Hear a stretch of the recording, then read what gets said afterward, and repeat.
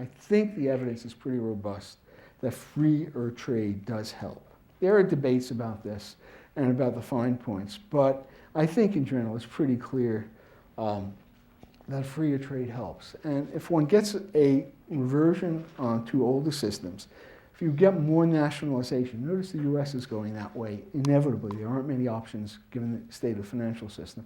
If you get more nationalization, it's going to be a precursor to lower productivity growth in developing countries. And productivity growth is really quite important.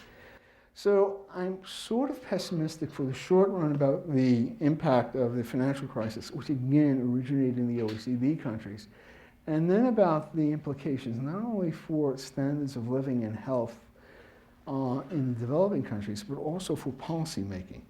And I can't emphasize enough, there's been a change in policymaking. In many developing countries, you now have really quite enlightened policymakers. Friends are always telling me they go to country X, Y, or Z, they're astounded by the current quality of policy making, which wasn't always true.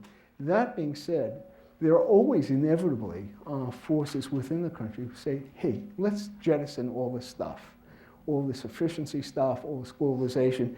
Look how the Americans screwed up. Look how they've gone everything wrong. Mortgage-backed securities, what do they know? Who are they to lecture us?